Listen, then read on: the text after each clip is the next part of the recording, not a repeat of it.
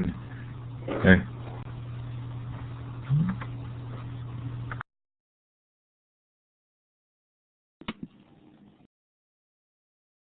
Hi, this is Steve Hargadon, and welcome to the Future of Education series. It's Wednesday, November 11th, 2009, at least in the United States, and our guests tonight are Allan Collins and Richard Halverson. Allan and Rich, say hi. Thank you for being here. Hi. I'm not sure we heard from Allan, but he is here, and glad to have him here. I'm not sure we heard from Allan, but he is here. Okay, so our topic tonight is their book, Rethinking Education in the Age of Technology, subtitled The Digital Revolution in Schooling in America. Before we get started, I'm going to do a little bit of an introduction to the session. These sessions, the futureofeducation.com sessions, are sponsored by Illuminating and the Learn Central project. That's my day job. Learn Central is a social network for educators with over 23,000 educators there now. A great place to go and connect with each other. It is free. It provides you with the use of Illuminate for free, both the view room and if you want to run your own webinar series, please feel free to contact me. It's a fun program and I'm excited about it. Coming up on Future of Education and Conversations.net tomorrow, Larry Cuban from Stanford, who's quoted in this book, so should be a good follow-up. November 19th, Howard Rheingold's back with Howard's Brainstorms Part 2. December 1st, Dan Willingham on why students don't like schools. December 2nd, Julie Evans from Project Tomorrow. December 3rd, Curtis Bonk on The World is Open. Ann Myers on Classroom Habitudes. December 8th, and Sherry Toledo, Web 2.0 and Education Survey, December 9th. And then much, much more coming up. It's been very exciting to watch the interview series grow. Lots of great people coming on. If this is your first time in Illuminate, this is a participative environment. So we want to make sure that you know how to do that. Below the participant window, where you can see 103 participants who've already joined us, you can use the small emoticons to express yourself. There's the clapping hand. I'm going to clap right now for our speakers who are here. You can also click on the smiley face. If you're confused by something, you can use the little confused face or the thumbs down if you disagree. We don't see that often, but you're welcome to use it. Below the participant box is the chat area. And I'm going to make a recommendation because we have a lot of people in the room, and I think it's likely that you're going to, the chat will fly by fairly quickly. Go up to View Layouts and switch yourself to the wide layout, and that'll make it a little bit easier to read the chat. And you can send a message to other individuals in the chat using the drop-down box, but do be aware that Allan, Rich, and I see those as moderators. There's actually no private, there's no completely private messaging. Those do show up for us. And if you would like to ask a question using the microphone, you can use the icon with the hand and the up arrow at the bottom of the participant window. That lets us know you want the microphone, and we'll give you the mic. If you think that's the case, that you might want to ask a question, do be sure to go up to Tools, Audio, and run the Audio Setup Wizard to make sure that your microphone is configured for the room. Okay, now we're going to give you your first chance to participate. This should be fun tonight given the audience. Click on the wand with the red dot at the end to the left of the map, and then click on the map to let us know where you're listening from.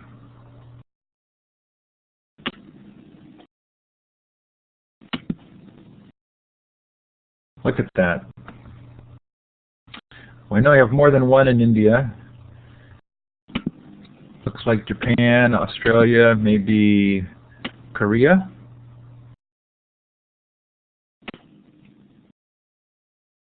Who's in Antarctica? That. What a lot of fun. Well, wherever you're listening in from, please feel free to put it in the chat so that others know where you're from. You can put in the time and the temperature or the weather. That's also a lot of fun oftentimes. But we're glad to have you here. For those of you in the United States, let's have you do the same thing. Go ahead and click on this map and let us know where you're listening from.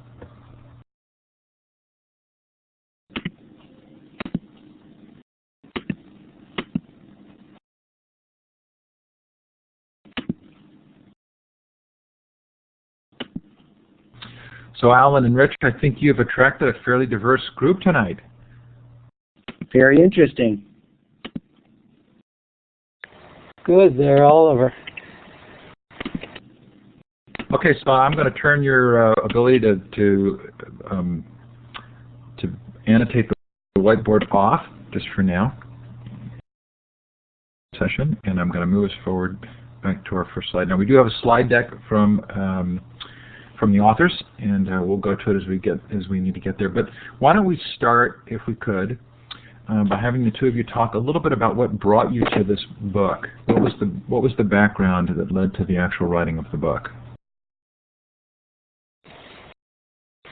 Well, I had been teaching a course on the history of education reform at Northwestern, and when Rich was a graduate student at Northwestern, he had been a history teacher previously in a high school in Chicago, and so he offered to help me teach the course, and we reorganized the course a lot since he did a lot of research to find good readings. And as we worked on the course, we decided we ought to produce a book out of it. And so this is the book that came out. Yeah, it was a long time in coming, too. I remember thinking as we were going through putting the book together, how I worked in a high school and how the high school didn't really take advantage of any of the more sophisticated learning technologies, but the students really did. They just didn't do it in school. And that sort of really whetted my appetite to dive into this topic with Allan and figure out what led to this. How did we get here? It's really been a fun book for me to read. And as I read it, I kept thinking, I wonder if these chapters are actually the fulfillment of class sessions. Did it end up getting organized in the same way that you taught the class? No, the class really started with Horace Mann and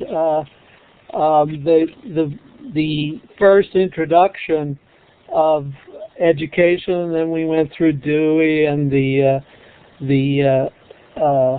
reform toward management, and then the Sputnik era reform. So the course sort of followed the history of American education as universal schooling came in up to the present.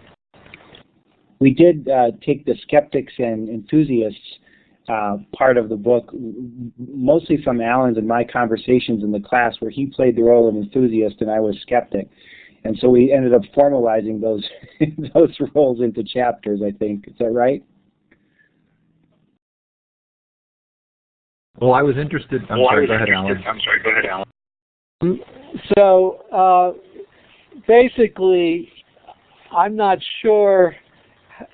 I mean, basically, I was just trying to figure out what's happening here. I'm not sure I was acting so much as the enthusiast, although I have been an enthusiast in the past. Yep. Well, I will have to say quite candidly that there was a difference for me in the chapter on the enthusiast and the chapter on the skeptic, because clearly you come at this from a point of view, and in the skeptic's point of view, I think you still kind of provided answers in that chapter. It wasn't fully a skeptic's point of view, was it? Well, there's a section in the skeptics chapter on why school and technology don't live happily together, and that particular section was not really just the skeptic's point of view. It was more our point of view on how the enthusiasts really are fighting a losing battle. Well, I'd love to drill. Go ahead, Rich.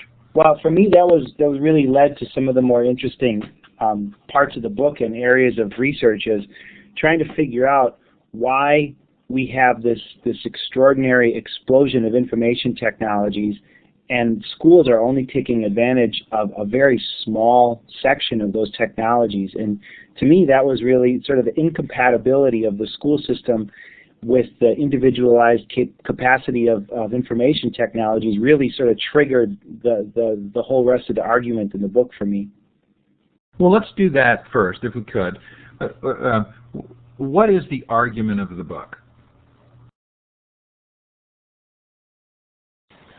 Well, I mean, the way I state the argument, and I'm sure Rich will have a different view, but the way I see it is that there was a revolution in education that occurred at the time of the Industrial Revolution, when we went from an apprenticeship-based system of education where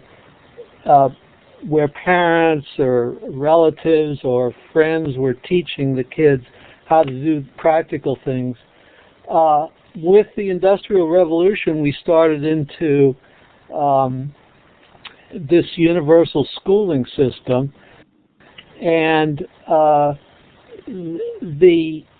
this evolved over time to the system that we see today. It took about 100 years, but now as we have this technological revolution occurring, this digital revolution, that's going to have big effects on the nature of education, but most of the changes are occurring outside of schools. And so the basic argument I see is that you can see the seeds of a new education system forming, but it's mostly outside of the schools. And so we need to start thinking much more systemically about how to integrate all these technologies into an education system that occurs not just in schools, but also outside of schools. I'd like to add to that Allan's description of the evolution of the current school system, particularly in the United States, but also in other parts of the world. When we did the research for the book, we found out that at the beginning of the public school system in the United States, it was quite flexible and adaptive to the technologies that were current at the time, like information bureaucracies and textbooks and age grading and things like that. But over time, the system sort of got locked in place, mainly because of information technologies and bureaucracy that sort of held the different pieces of the public schooling system in place. Then in the 50s and 60s, with the rise of new information technologies that focused learning on things like individualization and customization, the existing system was sort of locked into its commitment to technology, and it made it very difficult for it to change. So I was left with kind of a larger question at the close of the book, which was, to some degree, is the genie out of the bottle? Is the idea that we're going to be able to control or adjust the education system now really no longer the case? Will the external factors end up really deciding what happens? I don't know, Allan, you want to take that? Well, I guess I would say that one of the major arguments in the book is that we're in a time of flux now, that things are changing because of all these technologies. And so this is the time when, just like in the 1800s, when Horace Mann and a bunch of social reformers conceived of and brought into existence the universal schooling system, that this too is a time when visionaries can have big impacts because things are in flux. And so it's not at all clear where we're going to end up, but there are external forces driving change. And inevitably those forces are going to make the schools as we know them put them in a precarious position. Already it's affecting colleges that are not elite colleges. So, but I think high school is in danger as more and more people go online to do learning. So, so it's not clear where we will end up, but certainly things are going to change. One thing that I think is interesting in that is how entertainment has taken over the development of learning technologies. Allan mentioned about how difficult many students have, what the difficulties many students have paying attention in high school and being engaged in high school. Those same students don't have any problems at all being engaged with virtual or digital learning environments. And some people in schools might criticize things like video games or social networking as not learning at all, but it's clear that these are really powerful learning technologies. They just don't teach the things that schools value. And so you have this real split between innovation in information technologies for learning and, in the United States, a commitment to central core outcomes for schools, and they seem to be running on divergent paths.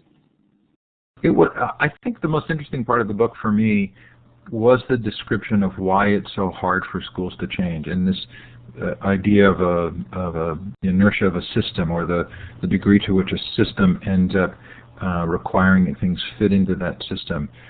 Are you willing to describe that just a little? Well, the slide, I'll bring it up, is partly trying to address that, the incompatibilities, but Hayek and Cuban, and you'll have Larry Cuban tomorrow, make a beautiful argument about the grammar of schooling and how, in fact, I mean, our book argues that what happened over time, as each piece got put in place, like the grading system and the testing system and the Carnegie units, which are the hour-long courses in history, American history or algebra. Those are called Carnegie units in education, in American education. So as those pieces got put together, they slowly formed a coherent system. And as that system became more and more coherent, it became harder and harder to change. And that's basically the argument that Hayek and Cuban make, and that we make. So, and furthermore, we argue that there are these real incompatibilities, that the culture of schooling sort of encourages everybody to learn the same thing at the same time, whereas technology encourages customization or helping people learn what they're most interested in learning and giving them the support they need. And the culture of schooling has sort of the notion of the teacher as the expert conveying their expertise, whereas technology offers all these diverse sources of information, which in some sense undermines the expertise of the teacher. And schooling sort of depends on standardized assessment, whereas if everybody's off learning their own things using technology, then those standardized assessment practices just don't work. And then schooling emphasizes each kid getting the information into their head, whereas technology encourages you to use all these different resources and be able to mobilize them to accomplish different tasks. So my quip on all of these contradictions is that schooling in some sense fosters just-in-case learning, and technology sort of fosters just-in-time learning. If you look at all of the items on the first part of the comparison, the incompatibilities that Allan talks about, the interesting thing for me is that schools are quite willing to adapt technologies that reinforce these priorities. So textbooks reinforce the uniform learning. Teacher certification programs reinforce teacher as expert. What we've seen in the last 10 years is just a revolution in American public schools in assessment capacity. Most schools in the United States now have student information systems and online testing systems, and they're moving towards formative assessment systems, all of which reinforce the existing methods of instruction. But the interesting thing is that most of the interesting developments in information technologies are on the right side of the comparison, the customization, specialization. You know, Google and Facebook and Wikipedia and video games, discussion boards, all of these things that schools have a very difficult time with because they can't control them, and they think that students are going to abuse them. This is mainly in the K-12 world. Creates great problems in schools. So it's interesting for me that there are technologies that schools are embracing. It's just not the ones that are driving the entertainment revolution. So the thought that occurred to me was that I can remember being in the workforce in the late 80s, and the moment that the computer went from being a device in a closet that we went in and signed up for time to use for word processing to actually being a device on our desks was kind of a dramatic moment. And that then once the computer was there, you know, it drove a lot of other change. Is part of this story just that we haven't had a specific use or program that was so compelling that it would introduce this kind of dramatic change?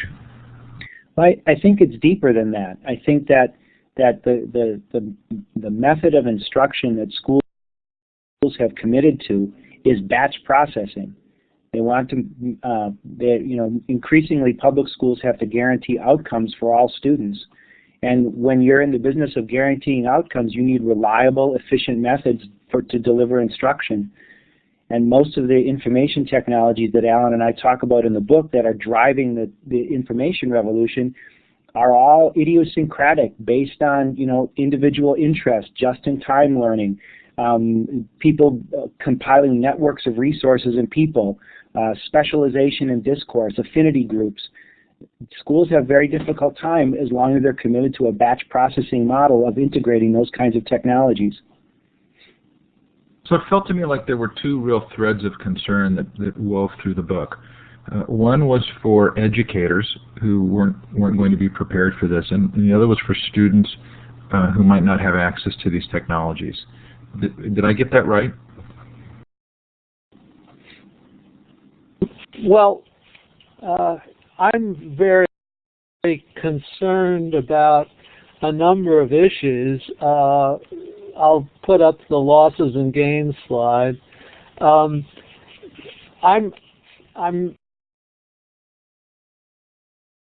particularly concerned about issues and whether kids are. I actually think that technology is making equity worse.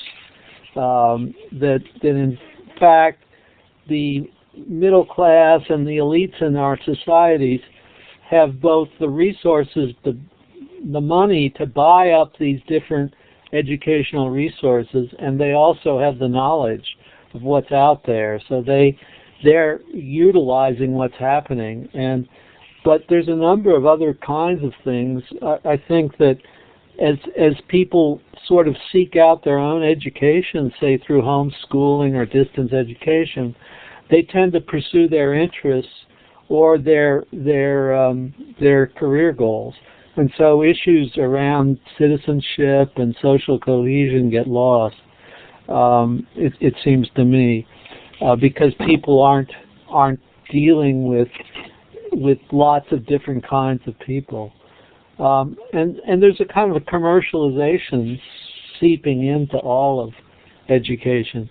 So I think there's a lot of gains, that we get more engagement, we get sort of less competition for grades that you see in schools, and you get more customization and the learners taking more responsibility.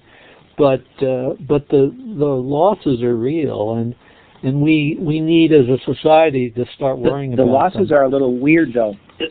For example, the issues of the digital divide. If you consider digital divide issues from the perspective of who has a PC or a laptop, there's still a considerable class divide on ownership of technology. But if you expand that definition to mobile phones, or better yet, game systems, most of which are fully internet capable and can allow for network connections, the divide is almost disappeared in the United States.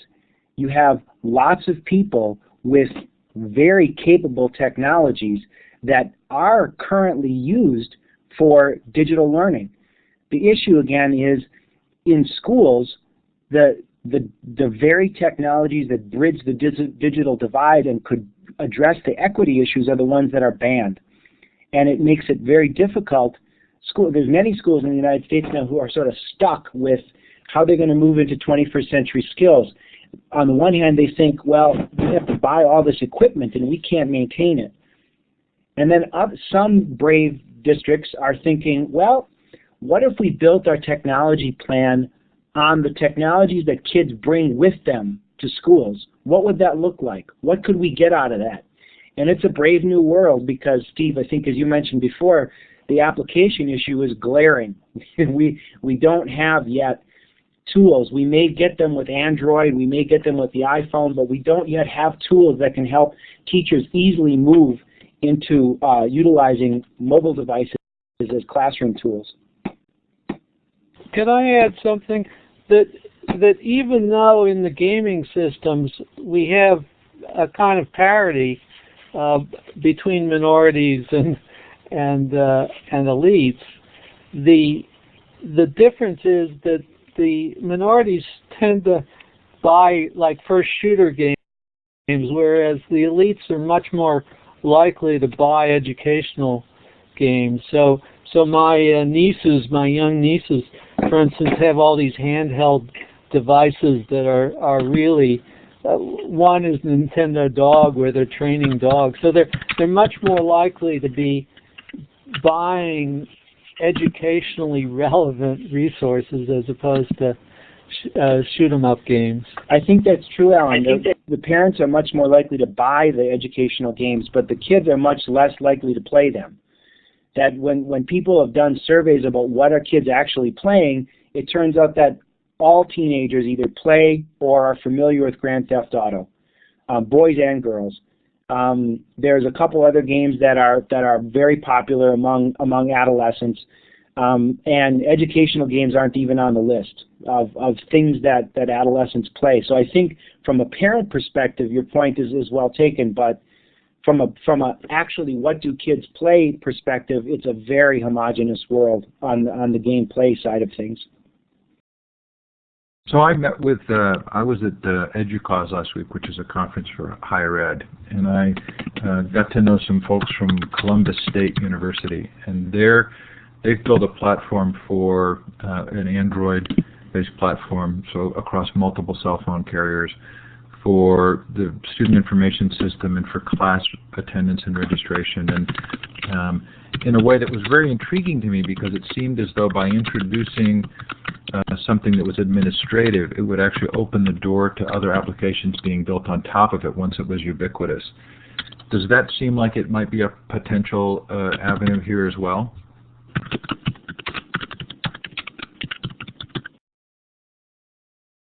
Can you take that, Rich? I missed part of it. I did too. Steve, I'm sorry to make you... No.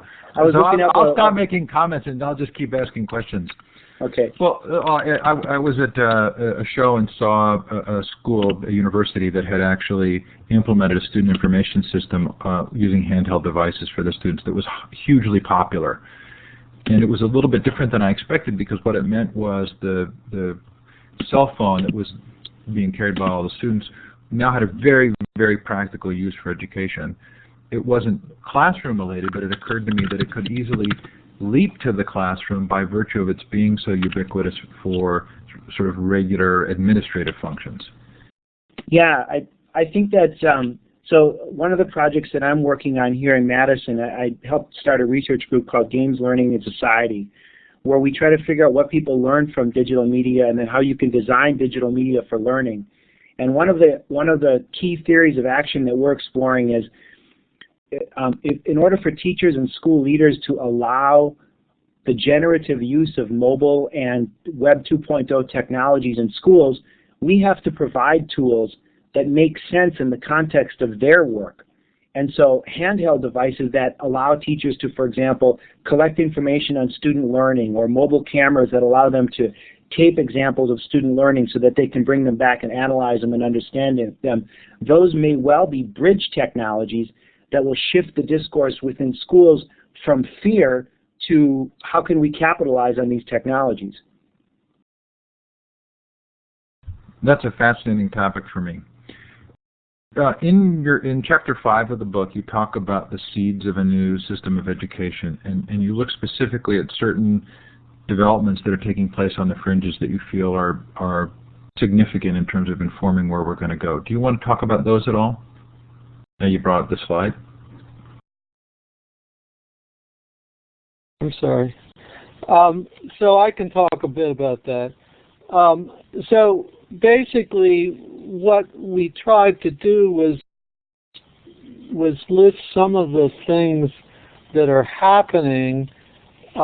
They're real growth industries in America, and over the last 30 years approximately. I missed what you said, Steve.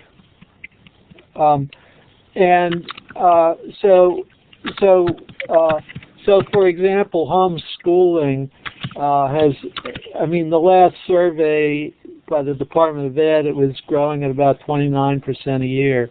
And the kids are using a lot of technology in homeschooling now.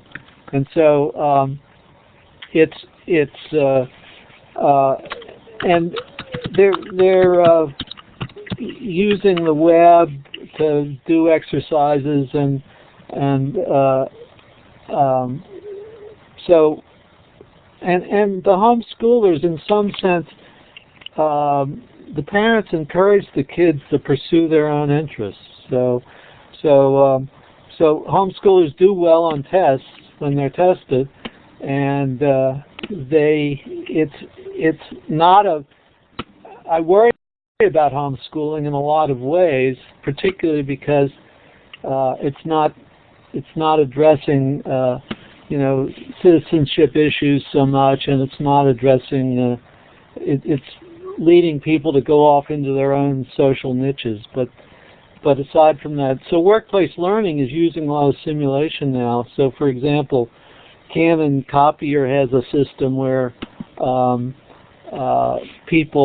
where they set faults in different copying machines and have the technicians try to diagnose the faults. And Cisco, for instance, has people trying to configure networks under different situations. So there's lots of examples of simulation systems that are used for workplace learning these days. Northwestern, by the way, has produced a company that produces a lot of these things called Cognitive Arts. Distance education has been spreading heavily at the college level. The University of Phoenix is way up toward 200,000 students now, and a lot of those are distance ed students, or partial distance ed students. But there's virtual high schools in practically every state, so like Utah has 35,000 distance eds in their virtual high school, and Florida up over 20,000. So distance education is really expanding heavily at the high school and the college level. And I think it threatens a lot of colleges. Adult education has been growing a lot over, so we have adult education centers in practically every town, and universities are sponsoring adult education courses, and often for retired people. And they have these learning trips all over the place. So that's a big growth industry. Learning centers like Kaplan and Sylvan have really, those are two of the fastest growing companies in America, and They are, I think, ultimately learning centers could be competitors with high schools. So these are a threat in some sense, but again, it's the elites that are sending their kids to learning centers. Educational television has really expanded in the children's. The whole PBS schedule is educational during the day, and the videos are often linked to particular shows, and really young kids are watching huge numbers of educational videos now. But that's, again, just among the elites, pretty much. The computer-based learning environments, they come in all sorts of flavors. The handheld games we've talked about, and there's Carnegie Mellon has a bunch of computer tutors that they put out. I like to tell the story of John Seeley Brown, who wrote an article for Wired called "World of." If you play World of Warcraft, you're hired, because he thinks that people are learning all sorts of entrepreneurial skills from these multiplayer games, and so he thinks they may be the leaders of the future. The web communities, you see, it's what Rich referred to as affinity groups, but in the book we talk about a couple of kids that join these adult communities. One was studied by a professor at Stanford who was looking at self-directed learners, and she told the story of Stephanie, who was an Asian American kid in middle school who got interested in making web pages, but then she found this website called Zanga.com where she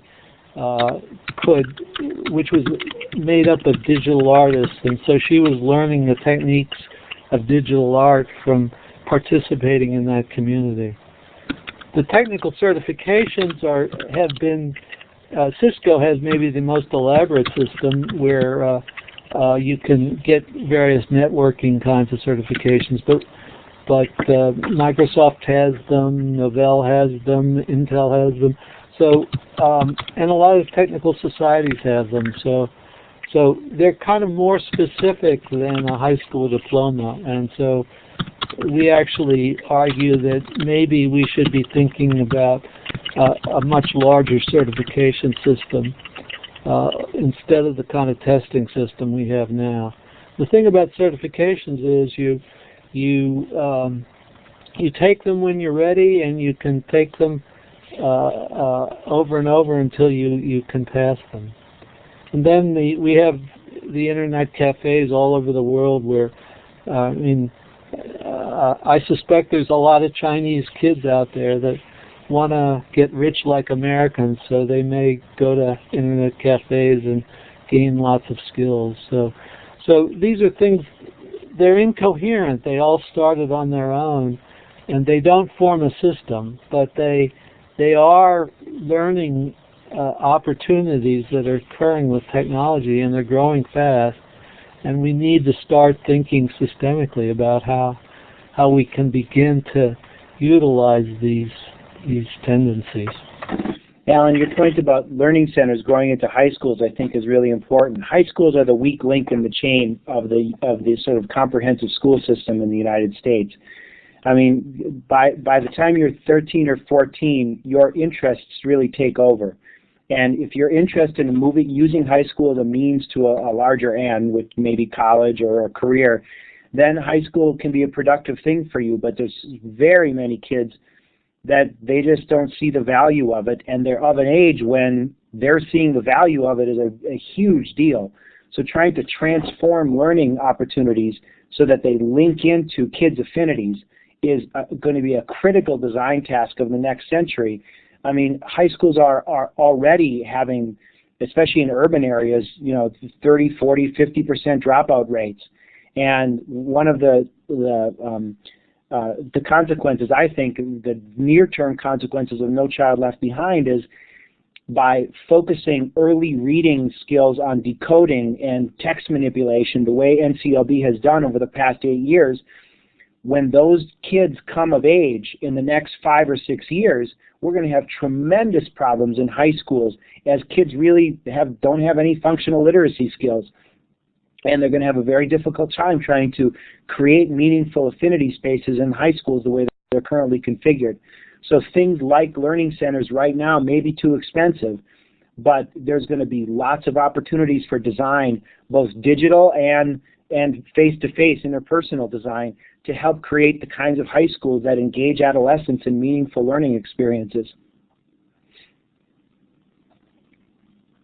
Yeah, I actually envision learning centers as conceivably having people of different ages all working with various computer programs for learning to pursue particular certifications they might want to get. So I can imagine a mixed age groups with a kind of not a teacher, but a person who works with people to help them pursue their particular certification goals. The interesting thing about that example, I think, is we already have really good, robust models of that kind of learning in game spaces. So if you go to like a World of Warcraft guild chat or a common a raid in World of Warcraft, you see multi-age, multi-skilled people from all around the world coordinating their schedules to work together towards a common goal. It's killing a dragon, which is not that similar to algebra, but the social structures and the information networks that underlie the activities are sort of the ideal learning environment that you'd want. It's just that it's typically now not targeted towards the kind of things that we think schools should be aimed at.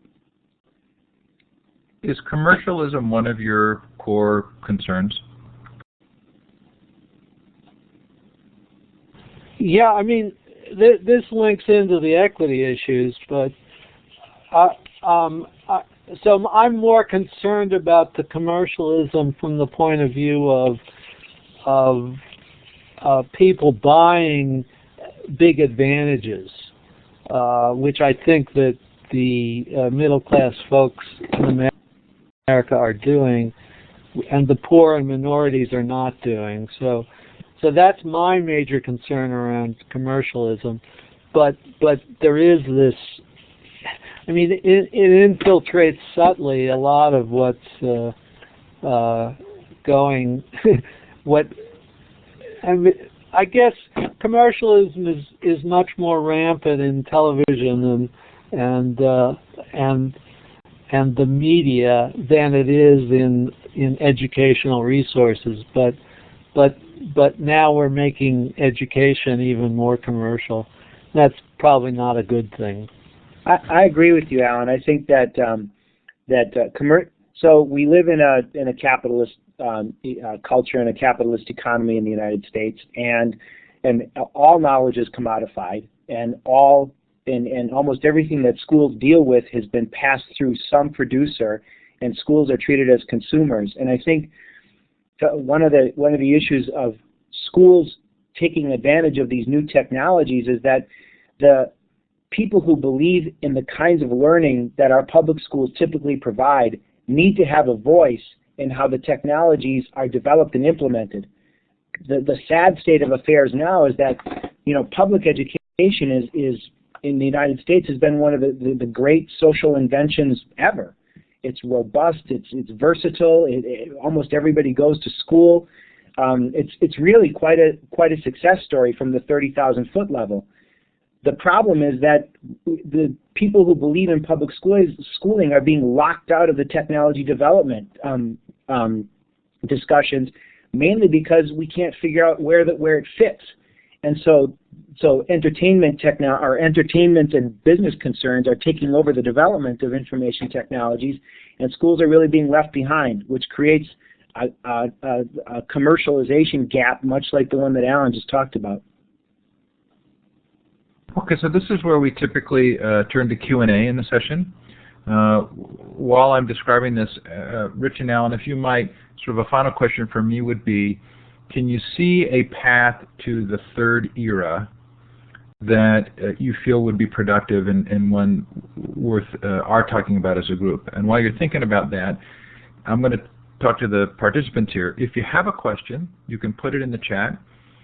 Jane, if you've collected any questions, this would be a good time to raise your hand and let me know what they are if something was asked that wasn't brought up.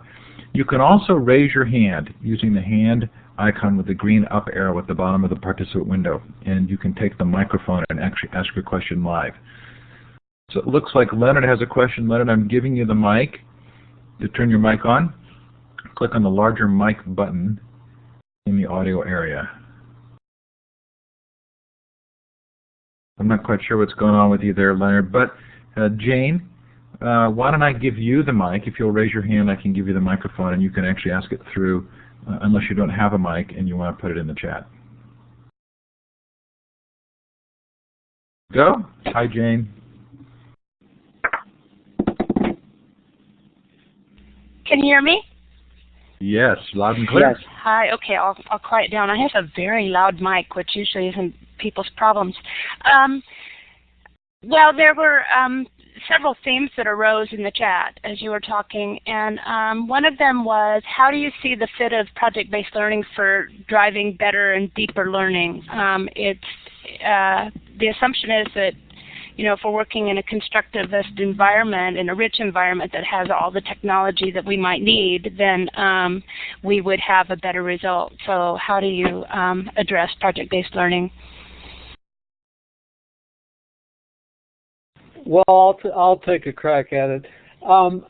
I actually think that a lot of the simulation-based systems do encourage project-based learning, and maybe that's the way that technology feeds project-based learning.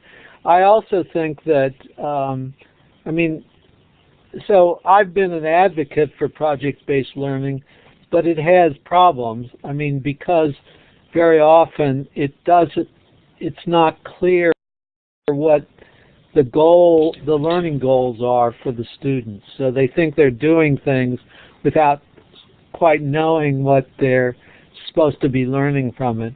But I think that having kids using the kinds of tools that computers offer to accomplish tasks is important. There was a nice project at Northwestern that Luis Gomez did, where the students were, well, let me give you one school where they learned to create web pages, and so it was a small town in Illinois, and they were building web pages for the various businesses in the town. And so they were learning reading and writing and sort of collaborating to produce useful products. And so I think that kind of project uses technology in a very productive way to accomplish real purposes. But also there was a project at Cass Tech in Detroit where the kids were learning GIS systems and learning to use those systems to work with various businesses. So again, a very productive use of project-based learning in a technological environment. Yeah, Allan's point about goals, I think, is really well taken. Goals linked right to assessment. How can you tell whether the goals have been achieved? And I think in public schools now, the current obsession is with discrete goals. And so it becomes very difficult to do project-based learning that you can untangle to fulfill, discrete assessments in specific kinds of skills. And when you move towards more digital representations of student learning, like videos or projects or simulations that students build, you start to really capture how different learning goals can fit together into a composite project. But our current assessment technologies in schools aren't there yet, especially in public schools. And so it's really difficult to do that deconstruction for many schools. Thank you. I think your point about having really clear goals in mind makes a lot of sense, and also the tools can support us in understanding, what we're looking at, what we've got evidence of student learning, just because we're documenting the process with these tools. Another question was, on the slide you have about seeds of a new system, you don't mention anything about the, adding fluidity or flexibility to the school day and school environment, and that was just a comment that maybe that should be added. Schools should give access beyond school hours and beyond kids, and maybe that's part of, I think maybe we should let Ann Patrick pick this up, but she was saying that one of the other seeds of a new system is leveling the playing field, and maybe she'd like to elucidate. Okay, let me just make one comment about that. I think that the seeds of a new system is not ought. These aren't what a new system ought to be. When Allan and I were putting this section together, we looked around and tried to figure out, well, what are people currently doing with technologies now that are opening up different ways to think about learning? And so the next stage is, so how ought we develop these things? Things like creating more fluidity in the school day, or leveling the playing field a little bit. But I think the purpose of this slide is it's a survey of interesting things that are happening with technology and learning currently, not what they ought to do, but what they actually are doing. I got the definite feeling that this list where you were seeing trends of learning on the fringes that was different than traditional schooling, that could either inform or possibly displace traditional schooling. Yeah, that's how I would characterize it. And so there's no real valuing of these in terms of expecting that they're the places of where we look or we expand. Right. These are trends. They're not things that are necessarily good or bad, but they are happening, and they're happening outside of schools. And as we try to think about what kind of educational system we want to have, we need to start thinking about these things and how we can reconfigure an educational system that incorporates what's useful from them and sort of deals with what's bad about them, what leads to problems. So Jane's asking me to give the mic to Ann, Patrick, and then to Dean. So Ann, if you know how to use the mic, you're welcome to turn yours on.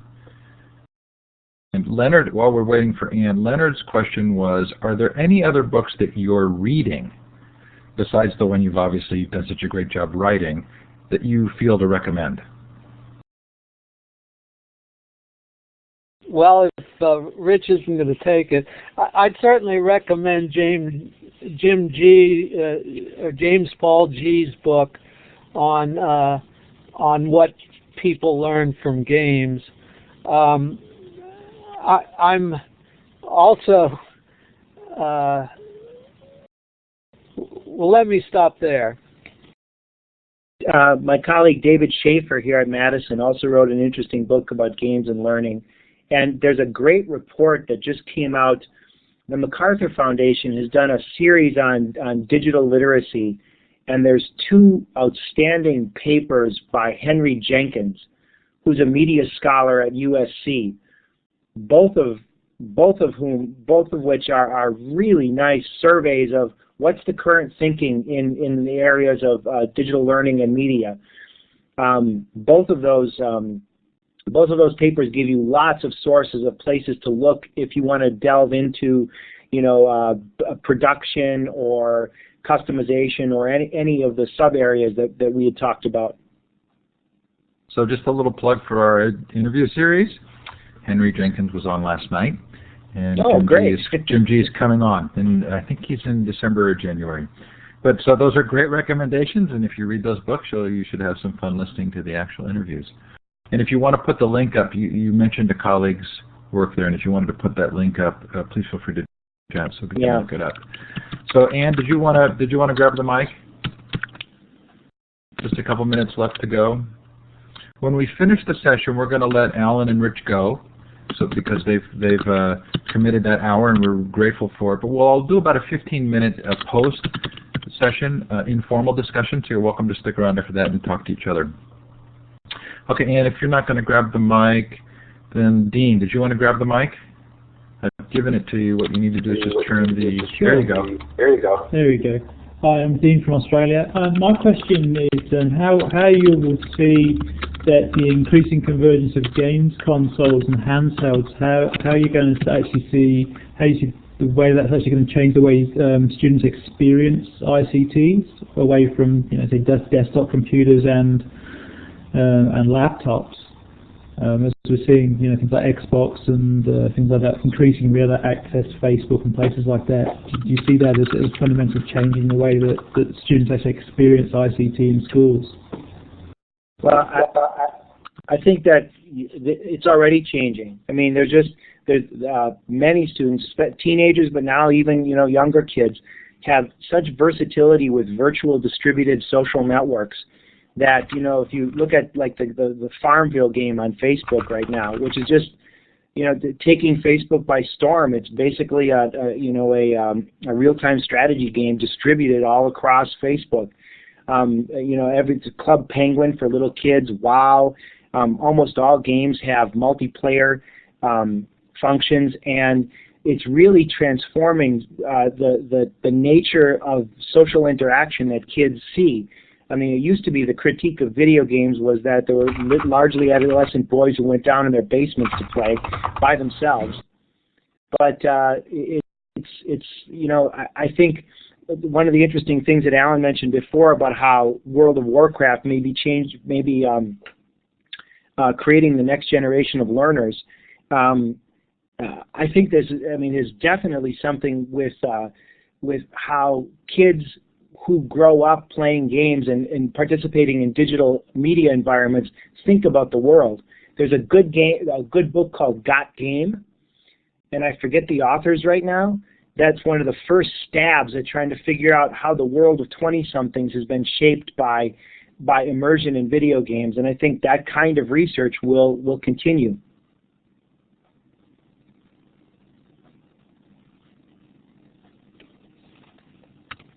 Dean, did you want to follow up at all? We've got 2 minutes. No, that's great. No, thanks very much. It's been really fascinating to. It's the first time I've actually come to a session where people have actually been talking about people like G and talking about games and how games are changing the way that kids are socially interacting. And I think a couple of years ago we would have probably sat here listening to people talking about blogs and wikis and podcasts. So it's been fantastic to hear this insight around that area. So thank you very much for answering my question. Yep. Thanks for listening in from Australia, Dean. We sure appreciate it. Okay, probably time for one more quick question. Jane saying from the chat, Matt asks, where are the easy ins right now, Allan? There is so much momentum in place right now that it can seem daunting. Where can we start? And let's have that be our last question. I'm sorry, I missed a critical word. Where you just want to know where we can start changing things? I think that's the intent.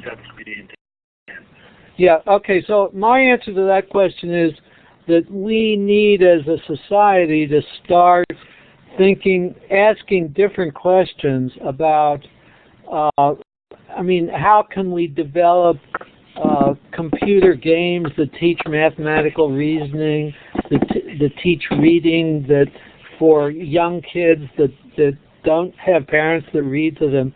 So I think that we as a society need to be trying to provide materials that are interesting, web tutors that emphasize things like mathematics and history, even environmental issues. In other words, we need to develop the technologies outside of school that can support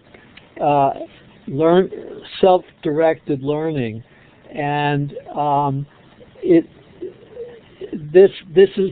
going to be the people that sort of take responsibility for their learning that are going to succeed, and we need to open up opportunities for not just the elites of our society. Let me take one comment on that. From an institutional perspective, one of the interesting things that's happened with No Child Left Behind in the United States is how seriously schools have taken a commitment to using technology for assessment. This is an unprecedented thing in American schools. 15 years ago, there was no common understanding about how we should measure student learning. Wouldn't it be interesting if we could figure out a way to translate that capacity for technology-driven assessment to measuring the kinds of things that we know matter about student learning? So if we already have a considerable embedded base of technology for assessment in schools, one of the questions I think is really interesting, and it may be a good place to start, is how flexible is that capacity? In other words, how much can we make assessment technologies capture the kinds of learning and production that can take place in digital spaces that we know are indicators of good learning? In recent years, assessment has driven the school agendas, and it would be really interesting if we could get assessment to drive a more constructivist agenda that would support technology-based learning. Okay, that's a great note to finish on. Allan, did you want to say one more thing? Oh, I was just going to say, yeah, that was a great point, Rich, and thank you for having us. We enjoyed it a lot. It was great. Thank you. So I'm clapping for you. If you'd like to clap for Allan and Rich, please do so using the little clapping hand at the bottom of your participant window. Thank you both for coming tonight. Thanks to Jane for taking notes and asking questions. Thanks to everybody who came from all over the world. We know that in different time zones it represented different obstacles to being here, but we appreciate your being here and participating. The recording of this will be up tonight. Wherever you saw the original notice, you should be able to find the recording. And if you'd like to stick around for the chat, we are going to have about a 15-minute decompress where you can talk to each other. We don't expect Allan and Rich to stick around because they've been generous with their time. But for those of you who want to stick around, we can let you have the mic. When you do leave the session, you will find that a survey pops up for futureofeducation.com interview series. Please fill that out and let us know how we're doing and or what we could do to make the series better, or people that you'd like to hear from. Okay, so final thanks, Allan and Rich. Really appreciate your being here. Thank you. Great book, by the way. Highly recommended. And when you're ready to go, all you do is close out the window or go up to File and Exit. All right. Don't need to do anything more than that. Sounds great. Thanks, Steve. Thanks, Rich. Bye-bye. Bye.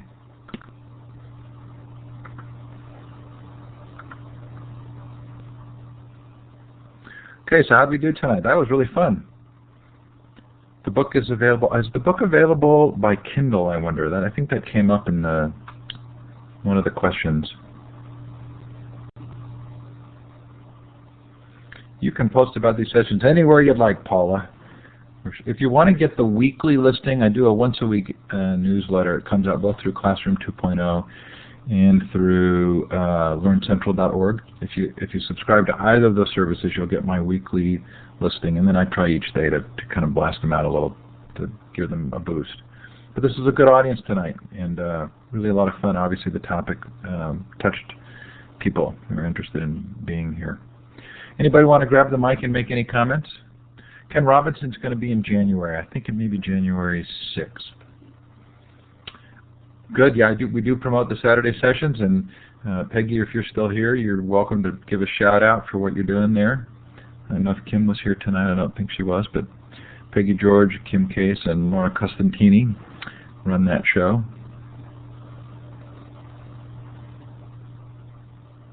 Yeah, sorry, Greg.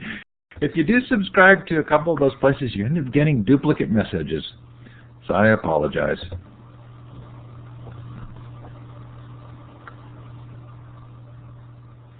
So the book was really, each chapter was in great detail and really well documented. It's definitely a book I'm going to be taking with me on my next trip to kind of read through the portions that I skimmed over. I just didn't have time to fully dive into each section, but I was really intrigued by it, and it really felt like it was a well-done documentation of what's taken place and what we can be thinking about in the future.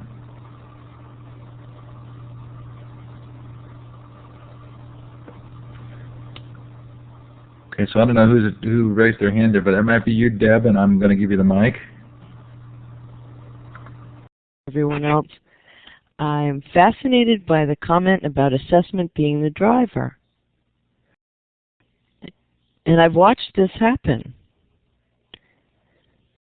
Do you have ideas on this, Steve?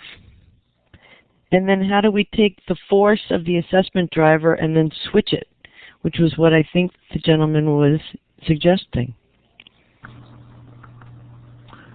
Well, so what I took from that was that in the same way he was talking about what technologies are going to be able to be brought in to the schools, was that you look for the existing way of thinking and then you apply your efforts in that arena. And so is that what he meant by assessment?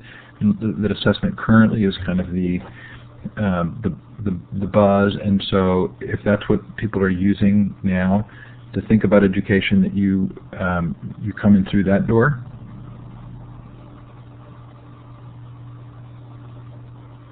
And that's an interesting door because our assessment is on, we do one assessment online, and then we have our state testing, but we have so many different assessments that measure so differently that the data is very hard to use to inform instruction.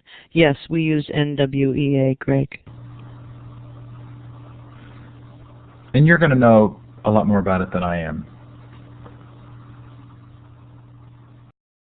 Now, Sandra and Leonard, I've given you mic capability if you want to grab the mic, and LC Selvage as well.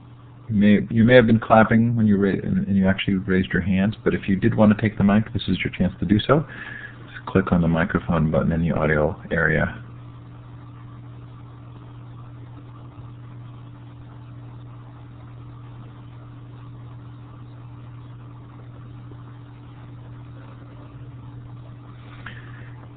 And I'm not sure who asked for the slide, but maybe it was you, Thomas. Is this the slide you were looking for, just to get the title of the book?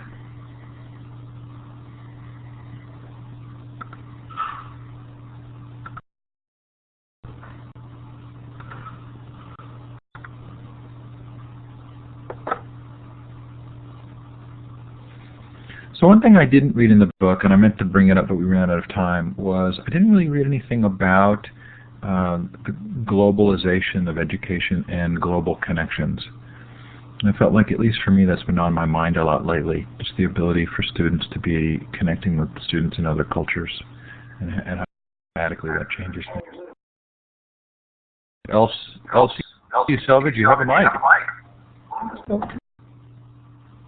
No, you're turned off. But you're welcome to turn it back on.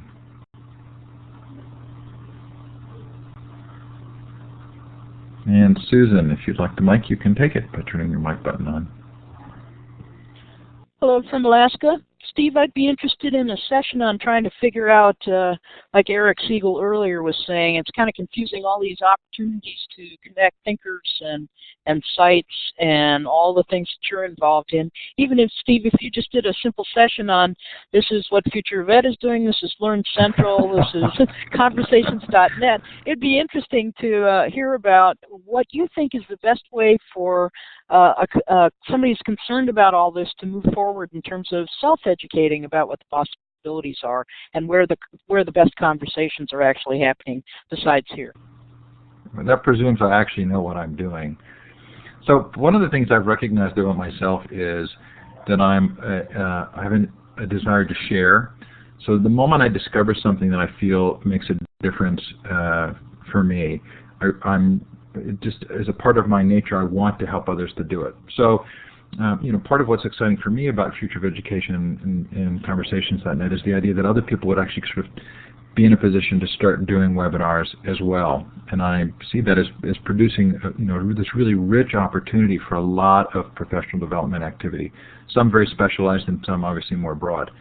But to say that to indicate in any way there's a master plan, I think might be a stretch. Future of Education just was an idea to actually have a series. I'd done a series a couple of years before on open source software in education, and I wanted to expand that and have it be a little bit fresher and not necessarily just talk about open source, but move really into, and not just even about the technology, but move in discussions like this. Conversations.net is going to be, I hope, a little separate, and it's all of the books that I have on my desk that I'm reading that aren't really about education, but are about the changes in culture and society because of the internet. And so I'm looking forward in the new year to really kind of ramping that up. And it'll probably be a daytime series, not necessarily in the evening as much, but books that aren't specific to education, but are really related to technology and life. So I hope that's enough of an answer. And the other thing we can do is here, and it was brought up in the chat, and Matt was talking about it, is if you go to learncentral.org, which is the project I work on for Illuminate, we have this environment. It's a group called the Host Your Own Webinar group, and you can schedule in the calendar there and hold a public webinar. As long as it's public and free and educationally oriented, you can hold a webinar. And I'm really hoping that people will say, hey, this is of interest to me. Steve, I know you're doing something else, and I'd like to kind of take this ball and run with it. So if there's a series you'd like to do, or even just a discussion topic you'd like to talk about, I'm going to encourage you to email me, and I can show you how to do that and put it on the calendar. And then it'll go out to my mailing lists as a part of that weekly email. So hopefully we give you a chance to talk about the things you want to talk about.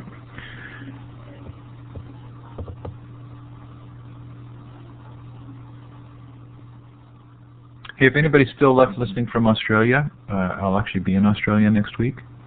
Go to Perth next Friday, Saturday, and Sunday, and then I'm in Melbourne for 4 days after that for a conference. So if you're there and you want to connect, we'd love to do so. Yep, Sue Waters is taking care of me, I think, in Perth.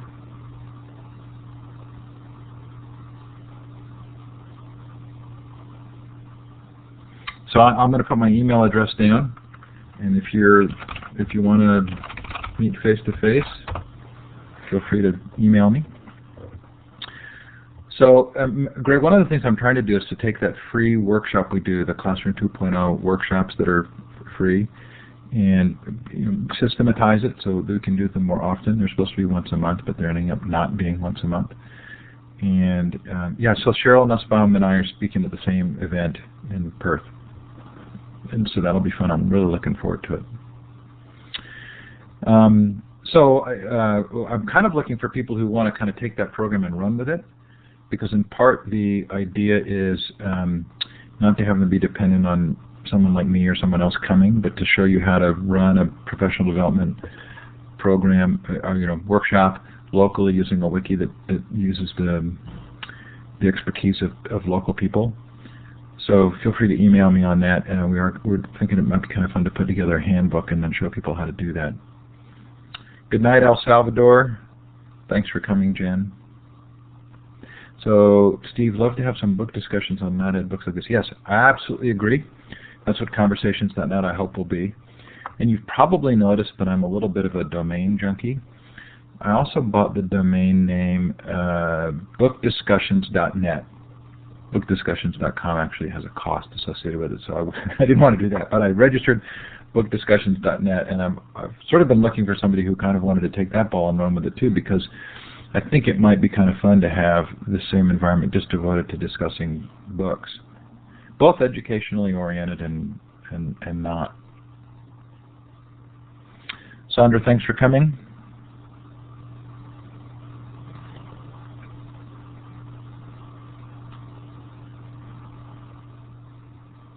Yeah, and Deborah, I want to drill down on that just for a minute. The book club idea is really interesting to me, because if you did it in conjunction with like a Ning network or a discussion forum, then part of the idea for me would be that you don't actually have to be reading at the same time as someone else. I'd love a place to go And I realize there are some really good book sites already that do this, but I'd love a place to go, at least around education, and to say, okay, Rethinking Education in the Age of Technology. I'd love to go in and have discussion forums for each of the chapters and be able to go in and read the previous discussions and participate, but not have it be time-bound. And the problem with Ning is Ning doesn't do groups very well, so it'd be really hard to have it be the book and then the chapters and have it be organized well. So it would be nice if there were a better format for that.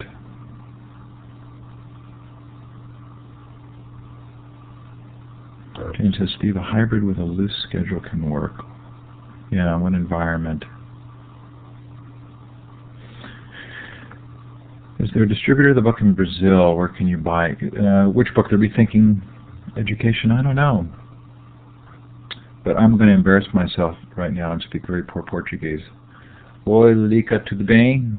Well, now I can't even remember what to say. But I guess that's all I'm going to say. But my 25 years of not speaking Portuguese actively make me shy. Eu gostaria de falar mais, mas não tenho muita oportunidade de falar. Deborah, okay, a book club in Illuminate. Well, let's do it in Learn Central then. Let's figure out a way to do that in Learn Central. Lilika, you're complimenting me where I don't deserve it, but I'm still going to accept it.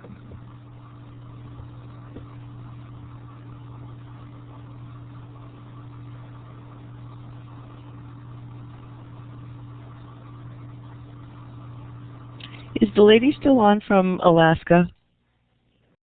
I don't remember which person talked, but I just wanted her to know that she's not alone in trying to grasp this and wanting to get on board.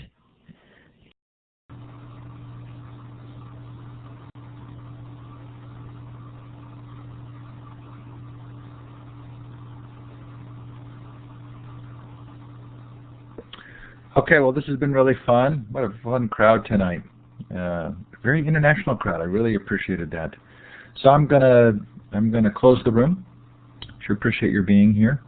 Please feel free to contact me by email if you have any ideas. I'm gonna look forward to Deborah getting us started with the book club. And if you want to do a webinar, go to learncentral.org and ping me. And we'll keep going. Tomorrow night, Larry Cuban, if you're interested, or of course it'll be recorded. He should be another fun interview. I interviewed him 2 years ago. And fascinating perspective. Okay, so we'll close up tonight. You can just close your window, the full Illuminate window to exit, or you can go to File and Exit, and if you're not out in the next couple of minutes, I actually will kick you out so that the recording can process. Thanks for coming, everybody. Good night. Steve, will you contact me on that? Oh, I was meaning to let you carry that ball. Will you give me a hint? So I leave Saturday to go. I'm going to 2 other places before I go to Australia. So can we touch base again on that in December? Absolutely. Then let's do it for sure. I'll make a note to email you when I'm back. I'm sure you'll see. Well, I'm sure you'll hear me again. Good. I love it that you participate. Okay, good night, everybody. Steve, I emailed you about professional development certificates through the rest of the sessions. I know you're wicked busy, but being that it's sort of a professional learning community and people are trying to get their continuing ed credits, the Saturday sessions, the gals have put that in, and it's awesome. I know, and so the biggest difficulty for me is that it would require actually the time. I think they've promised to do it, and I know it's been work for them. So what I'd love to do is to look for somebody who'd like to volunteer to do it. I can get the names through the survey, but actually producing the certificates. I think, couldn't that be? I mean, I know enough PHP to be dangerous, but couldn't it just be generated from a button if somebody clicked the button if they wanted professional development and provided their email address? Oh, it sounds like you might actually know what you're doing there. No, not enough. Honest to God. I mean, I'm dangerous. But what I'm saying is, like, the people who have developed Illuminate and that sheet that comes up, I would think it's the programming code can't. I mean, something tells me that it should be sort of like an auto-generate. Yeah, where if you put your email. I've saved your email. I'm going to put it on the list. You know, the truth is, I would have a very hard time adding that to what I'm doing right now, but I'm hoping that when I bring it up in a meeting at Illuminate. Right. I would think that they would be. No, I mean, I could see how your plate is like, your many plates are very full. But I would think that they would have the opportunity of really just, it wouldn't be a big deal for them at all.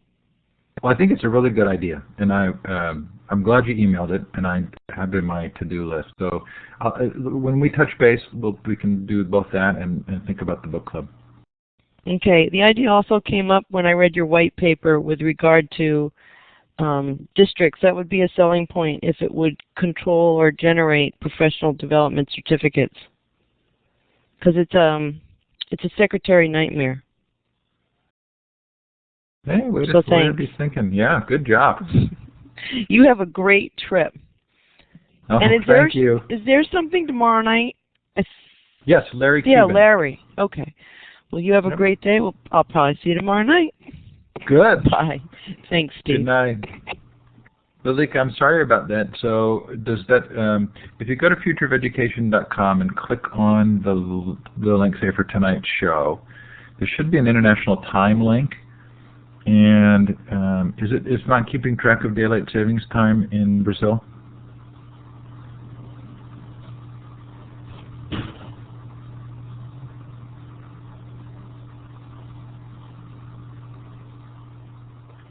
Okay, good night, everybody. You're going to get bumped out. Sorry to do that to you, or you're welcome to just exit out of the program. But if you see that you get kicked out, you'll know why. Take care.